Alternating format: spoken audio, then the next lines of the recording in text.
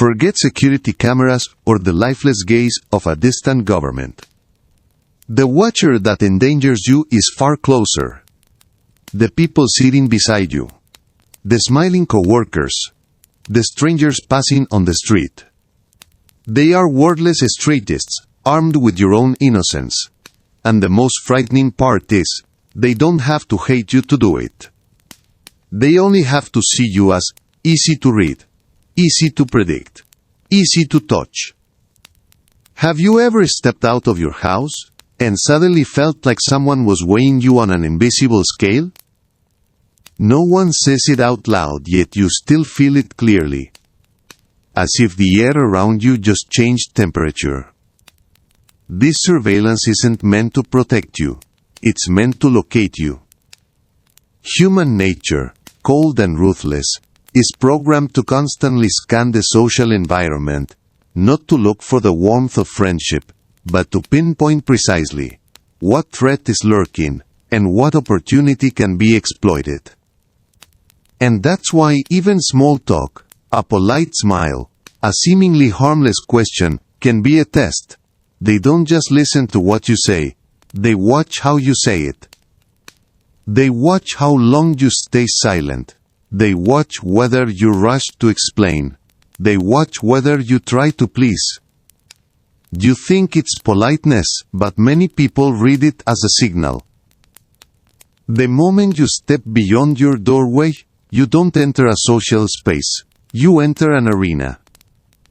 An invisible battlefield, where Machiavellian rules are hidden behind artificial courtesy and surface-level manners. An arena, where no one has to shout, no one has to strike, no one needs a move. That's obvious. Yet there are still winners and losers, still people pushed to the margins, without understanding why. And sometimes, what makes people lose isn't that they're bad. It's that they're too open, too real, too desperate for others to understand them. Here, status isn't a job title. It's a wordless negotiation, a fight for position inside a brutal social hierarchy system. People look at you to evaluate two things, rising from their primal shadow. 1. Fear. Are you strong enough to dominate them? Take their resources or damage their reputation? 2. Greed.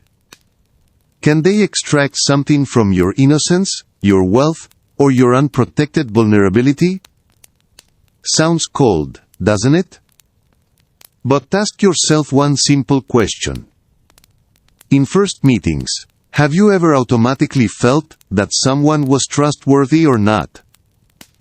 You didn't need a clear reason. You only needed a few seconds. Everyone has that instinct. The only difference is this. Some people use it to understand others, and some use it to exploit them. This is where Carl Jung's shadow rises. The primal hunger for power, buried beneath a thin shell of morality, keeps probing, searching for cracks, weaknesses it can pierce. This is the relative status effect unfolding. You are compared, measured, and ranked in a matter of seconds. And sometimes, before you can even finish a sentence, they've already decided what group you belong to in their mind. And here is the most horrifying truth to swallow. Victims are not chosen at random.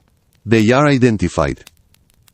Through awkwardness, timid body language, excessive showing off, or a lack of awareness of your surroundings, you have accidentally provided data to others.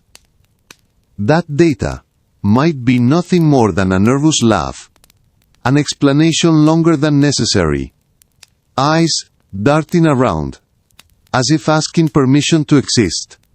And then, no one announces it. No one orders it. But the roles are assigned. Some are respected. Some are tested. Some are looked down on. You have drawn a target on your own back. The price of being unaware of behavioral psychology isn't loneliness. It's becoming a weak link, easy prey in the social food chain. And if you're listening and it stings, maybe it's because you've been there before. Or maybe you're remembering a moment. You were honest, you opened up, you only meant well, and later you wondered why it was used against you. You moved through this world clutching the naive belief that absolute transparency is the peak of virtue. You convince yourself that being an open book will automatically make you credible. You believe that wearing your most bare, exposed heart makes you real and invites genuine connection. It's a beautiful belief. But the world doesn't always treat beautiful things beautifully. But the great strategists of history, like Niccolò Machiavelli, wouldn't call you vulnerable. They would call you a liability. A fool. And do you know what hurts the most? Not that you're weak, but that you handed the power to decide your worth to people who were never responsible for protecting it. He warned us centuries ago, recognizing the terrifying power of perception control. Everyone sees what you appear to be. Few truly experience what you really are. And if you live long enough, you realize that line isn't only true in politics or power. It's true in families, friendships, workplaces, anywhere there is unspoken comparison. This isn't merely a social observation. It's the first principle of power and self-defense. And sometimes, self-defense doesn't mean fighting someone. Self-defense means you no longer invite people to walk straight into places inside you, where they haven't earned the right to step. If you expose everything to the world, you aren't only sharing, you are disarming yourself. You leave yourself with nothing, no powerful mystery, no strategic shield against opportunists, and most importantly, no leverage to negotiate. And think about it. How many times in your life, because of one sentence you let slip, one emotion you revealed, did it later become a card someone could play to press exactly where you hurt? When you voluntarily display every ambition, every weakness, and every dark flash in your shadow for the world to consume, you're not living authentically. You're suffering from psychological incontinence. You are leaking. And you're leaking not because you're bad but because you're tired. Because you crave being understood. Because you're afraid of being left behind. But unfortunately, society doesn't reward the one who leaks. It rewards the one who can hold. Most people sabotage their reputation and their career trajectory, not because they're bad, but because they're strategically incompetent. They're loose. They leak critical psychological intelligence straight to the enemy, those around them. And enemy here isn't always someone openly opposed to you. It might be the person who asks too many questions.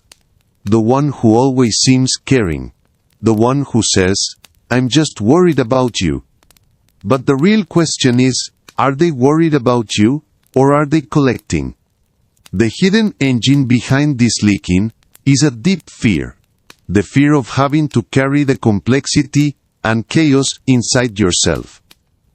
Instead of managing their inner world, people seek instant validation, dumping emotions, half-formed plans, and lingering insecurities onto the public sidewalk. And on that same sidewalk, others pass by, look, judge, and if it benefits them, pick it up. They do it in exchange for what they call empathy, but all they guarantee is that their most tender vulnerabilities will be trampled by those hunting for advantage. In the power game, the one who stays silent holds the trump card. Never give away the map to your weak points for free.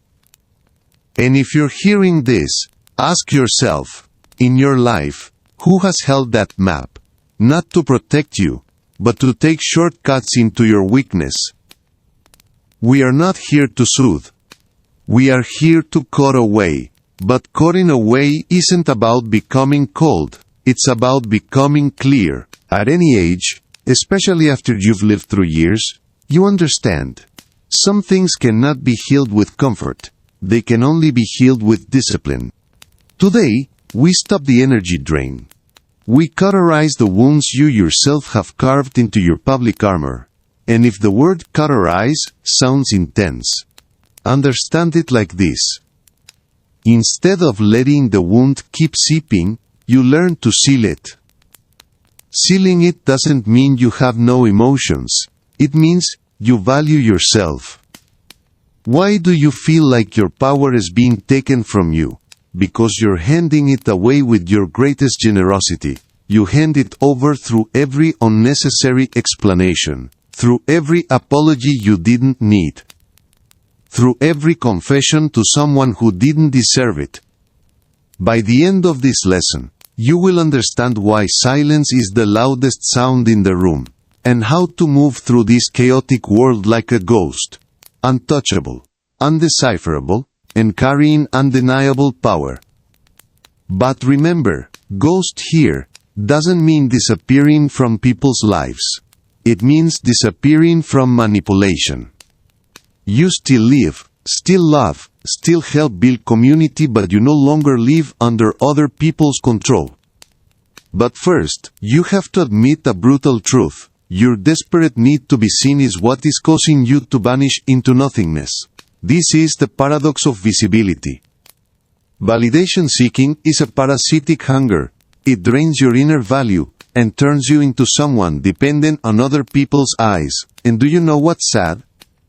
The more you beg to be seen, the more people see you as someone who needs them. The more you beg for approval, the smaller you become. Machiavelli understood this. The Stoics refined it. They knew the mind must be an impregnable fortress. But a fortress with its front gate wide open is only a pile of ruins waiting to be occupied. And in modern life, that front gate is often the mouth.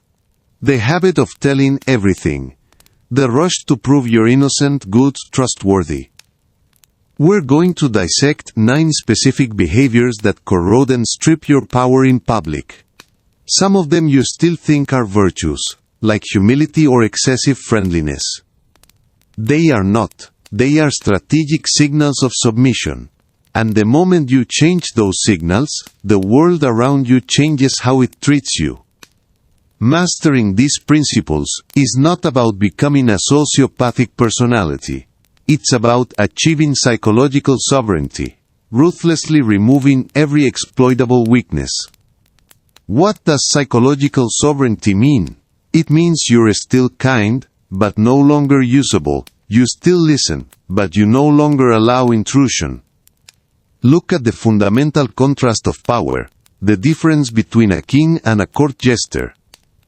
The king holds the room with gravity, with a heavy stillness born from self-mastery. He commands attention by refusing to give away too much information. The jester, driven by a fearful shadow and a craving for applause, must perform cheap tricks to beg for temporary approval. One pleads for recognition, the other simply is power. And you know what? In real life there are countless jesters who aren't loud at all. They just keep explaining, keep apologizing, keep oversharing, keep trying to make everyone happy. They think they're building connection. In reality they're lowering themselves bit by bit. If you're ready to become the architect of an unshakable presence, to reclaim privacy, and use your power, then let's begin. And before we go into each point, I want you to do one small thing. Think of 3 people in your life. One who makes you feel respected, one who makes you feel drained, and one who feels hard to read. You'll notice this. The hard-to-read person is often respected more, not because they're dangerous, but because they don't let you get a grip on them. First, never ever. ANNOUNCE. Your intentions. The most addictive thing in the modern world isn't a chemical, it's validation. And the quickest instant dopamine hit comes from announcing your plans before you actually execute them. I'm going to start a business. I'm going to work out 5 times a week. Sound familiar? You say it, you get a few compliments, a few admiring looks, a few, "That's awesome." and your brain thinks you've already gone halfway. In reality, you've only bought the ticket. You don't say these things to inform people. You say them to chase the pleasure of achievement without the sweat. It's self-indulgence. And in adulthood, self-indulgence is the most sophisticated thief. It doesn't steal your money. It steals your time, your drive, your seriousness. From a behavioral psychology standpoint, this is the social reality effect. By announcing a goal, your brain registers part of it as already completed. You receive social feedback, nods, praise, congratulations, and that burns the energy and motivation you need to do the real work. You think you're moving forward, but you're actually paying your ego to sleep well. But Machiavelli recognized an even more dangerous tactical error. When you expose your intentions, you aren't only becoming complacent. You're handing a detailed map to your enemies, and even to envious friends, so they can sabotage you. Within your social circle, the shadow exists: envy, hidden fear of your potential, and the quiet desire to see you fail. You don't need to do anything wrong to be envied. You just need to have hope. The moment you state a goal, you accidentally create a defensive front for your opponents. They begin calculating, preparing, strategizing to block you. Sometimes, they don't sabotage you with big actions. They sabotage you with a thoughtful remark, an overcautious piece of advice, a half smile. And you, if you're not steady, you'll sabotage yourself. Move in silence. Let your results make the noise. Terrifying power belongs to the person who disappears from view, without announcing anything, and returns with a new empire. Here is the real-life lesson right now. In an era where everyone announces everything, the one who works in silence becomes rare. And what's rare, always has value. Your silence creates negative power. Other people's imagination, fueled by ambiguity, will always paint a picture of your potential far more impressive than your current reality. Never trade that terrifying strength for cheap applause at a dinner party. Your silence is your greatest threat. And if you want to engage a little, leave a comment. Have you ever announced a plan and then everything stalled? You don't need details. Just say yes or no, and what you learned. Second, never ever complain about your problems. This isn't just a bad habit. It's a fundamental tactical weakness. An unacceptable leak of power. Listen carefully. Your complaints, your groans, mean nothing to the world. And the hardest part is this. You complain because you want relief. But most listeners receive only one message. This person can't control their life. Comillas. Analyzing Machiavellian theory and the shadow. No one truly cares. And I'll go further. The people who act like they care often feel a discreet, private pleasure when they see you suffer. This is the raw truth of dark psychology. They're not happy because they're evil, but because your pain validates their own mediocrity.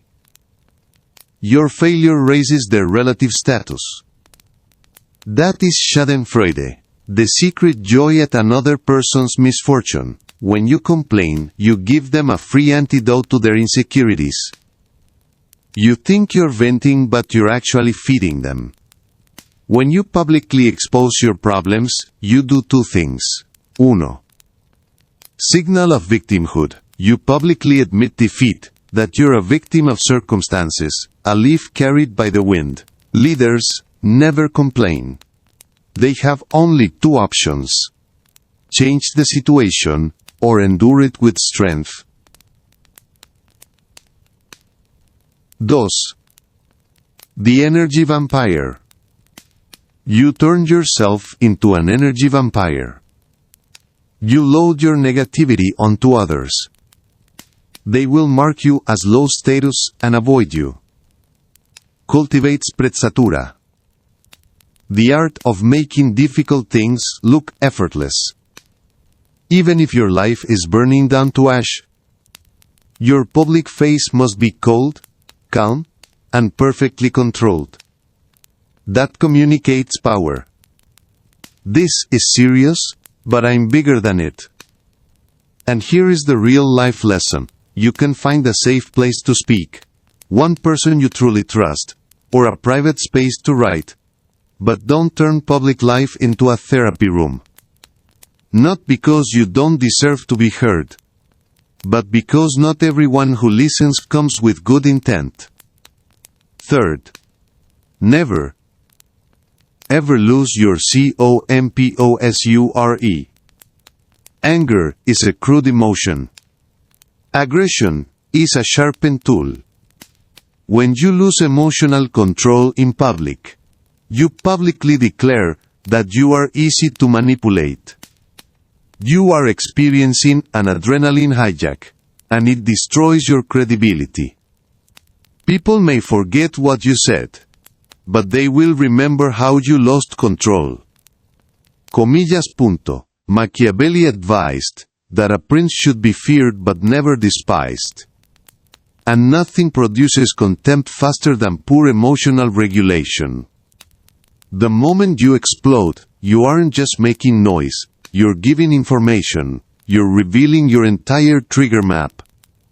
You show the world exactly where your psychological buttons are. An enemy will build a psychological profile of you, and use it to ruin you at the most critical time. Silence is always more frightening than any scream. When you feel the fire of rage rising in your chest, that is the moment you must freeze. Don't speak. Don't act. Let the other person sit inside the discomfort of your absolute silence. Your silence creates cognitive dissonance. And in modern life, this is a powerful community-building skill.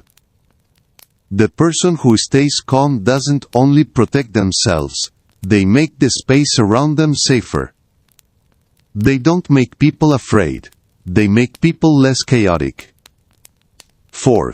Never, ever, overapologize. There is a common psychological disease in modern culture: chronic over-apologizing. On the stage of power, an unnecessary apology is not humility. It is a surrender signal. See it for what it is. An apology is an admission of fault, a submission signal.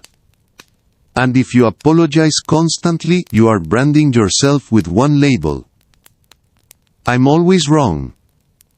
Over time, people will treat you as if you truly are always wrong. In behavioral psychology, this resembles the fawning response. You try to please the predator to avoid being attacked. But in society, this lowering is a voluntary status transfer. You hand over your power.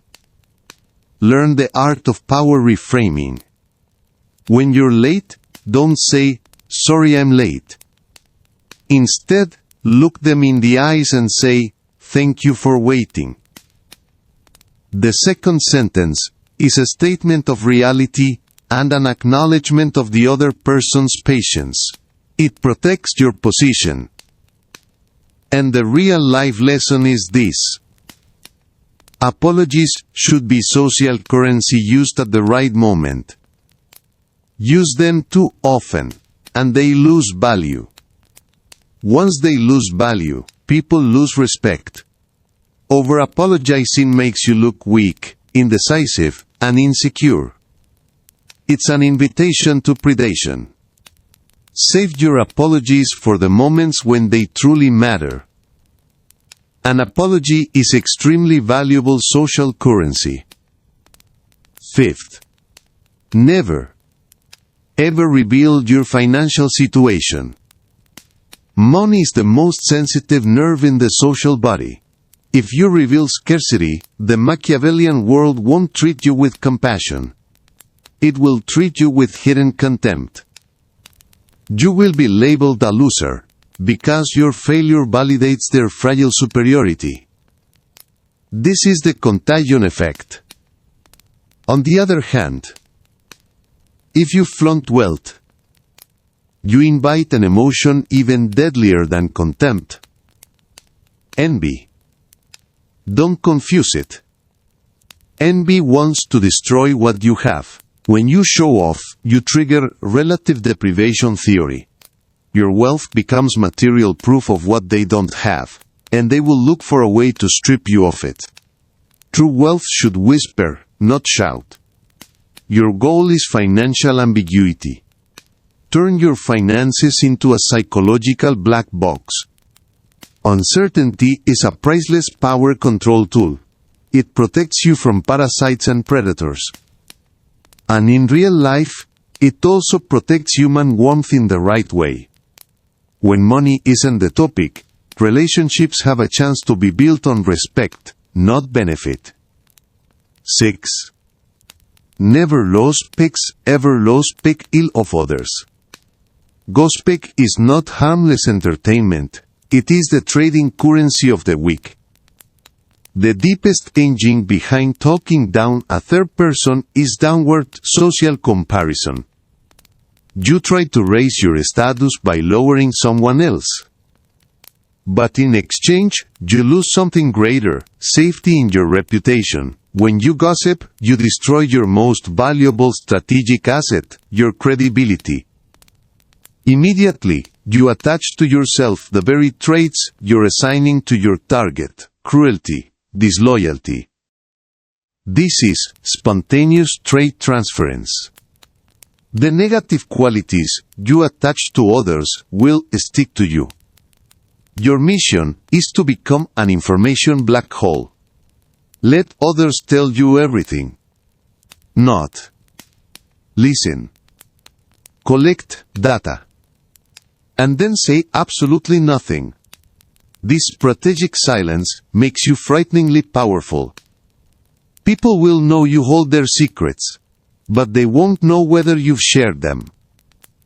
That ambiguity creates anticipatory anxiety in their minds. And this is also how you contribute positively to community. You don't help spread what harms people. You don't add more toxic noise. Sometimes the right silence is kindness. 7th. Never, ever explain your life philosophy. The moment we discover a new philosophy, we feel an intense psychological urge to preach it. The real motive isn't altruism. It's a craving for validation and a superiority illusion.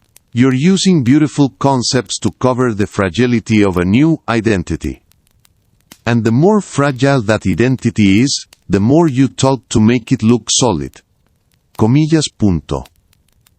The moment you announce your personal moral code, I never lie, I'm a radical minimalist, you hand the world a weapon, you trigger scrutiny bias, people will watch you like a hawk, waiting for you to fail. When you slip, their outrage will explode. You have given them a yardstick to beat you with. Rigidity is weakness. Keep your philosophy private. Maintain a strategic ambiguity. Don't explain. Live it. Make others wonder. Why is this person so calm? Why are they disciplined in a terrifying way? And in the present day, the person who quietly lives what they believe is the most enduring kind of inspiration. They don't need to preach. They make others look and want to change. 8. Never, ever seek. APPROVAL or VALIDATION. This hunger isn't love, it's a programmed reflex. It comes from the shadow, the fear of being excluded, the fear of isolation. When you publicly seek validation, you hand your chain to someone else. You are silently declaring, "My worth is in your hands." You move your locus of control from inside to outside, turning yourself into a puppet that's easy to pull. The person who actively seeks validation automatically assigns themselves a lower rank. It's submissive behavior. Meanwhile, the person who sits back and evaluates it holds the higher state. Become immune to both praise and criticism. They are two sides of the same coin: manipulation. If a compliment can lift you, an insult can destroy you. Both aim to keep you in the role of performer. Absolute self-mastery is the highest expression of power. And power always attracts admiration. And the constructive lesson here is, when you stop begging for validation, you gain more energy to give things that truly matter. To family, to friends, to community. You stop proving who you are. You start living as who you want to become. 9th. Never, ever display your wounds in public. This era is preaching a dangerous lie, the gospel of public vulnerability. They call it courage, but it is a strategic suicide. The world is not group therapy. It is a relentless hierarchy, where every person quietly searches for advantage. Revealing your pain publicly creates a one-way power shift. You voluntarily hand leverage to others. When you bleed in the ocean, sharks do not feel empathy. They feel only one thing: hunger. Publicly revealing your deepest fears doesn't create connection. It creates something else, a blueprint for dismantling you. The Machiavellian observer is collecting data. If I want to control him, I only need to threaten to leave. This is emotional leverage. Shadow work must be done in the dark. In the forge of your spirit, where there is no light and no audience. Because the process is chaotic and filthy. When you step into the light, you must wear armor. And that armor is not fake. It is boundaries. It is discipline. It is choosing the right person and the right place to share. The experienced understand. Pain spoken in the right place becomes healing. Pain spoken in the wrong place becomes handing someone a knife. Hide your wounds until they become scars. A wound is a plea for help.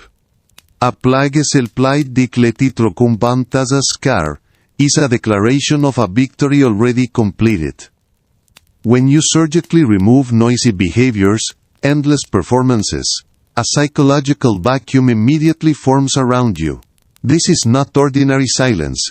It is a strategic retreat, a severing of information supply to the enemy.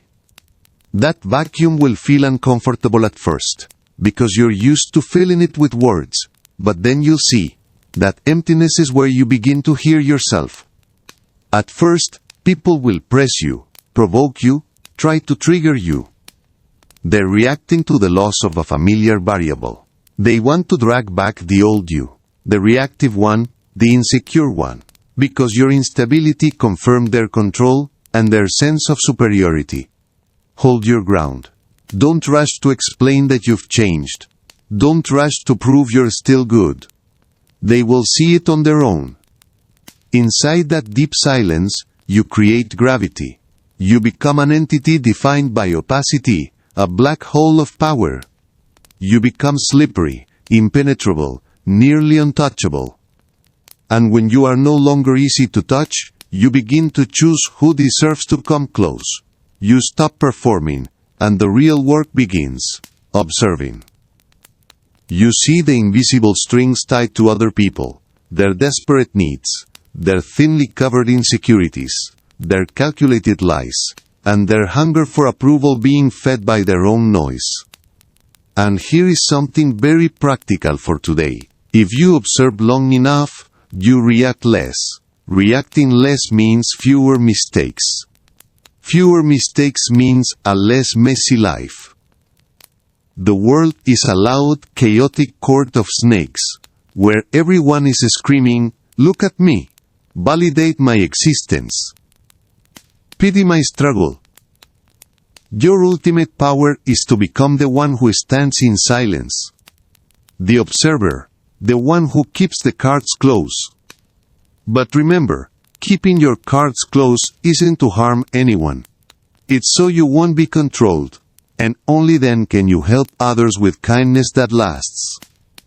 But this journey leads to the most dangerous truth. Once you systematically seal the leaks in your public persona, once you stop granting the world easy access to your mind, you will be left completely alone. Alone with whom? With your own thoughts.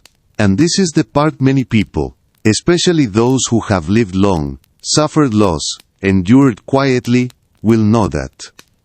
Because they know, the loudest noise isn't out in the world, it's in the head. For most people, this isn't peace, it's pure terror. Because when the outside noise stops, when the performance ends, the inner voices of doubt, judgment, and self-hatred start speaking without pause. And if you're listening and this part hits hard, you are not alone. So many people wear calm on the outside, while inside is a room that never goes quiet. You have succeeded in building a strong fortress against the outside world. But how do you deploy a defense system against the true enemy from within? And this is where the lesson becomes most constructive for community. When each person learns to master their inner world, they hurt others less, dump less onto family, spread less insecurity like a plague, through daily life. A truly calm person is a gift to everyone around them. The real war for ultimate power doesn't happen on the social battlefield. It happens in the empty throne room of your mind. When the gates close and only you remain, how do you rule your own kingdom? That is the final test of power. And perhaps it is also the final test of maturity, learning to live with yourself, without running, without performing, without begging anyone to save you, while still keeping your goodness, still keeping your kindness, still stepping into the world with a steady, grounded presence, strong enough to make others feel safe when they are near you. If you want, leave a short comment. I choose silence purity, and fill in the rest. Sometimes, one sentence like that is the first step toward taking your power back.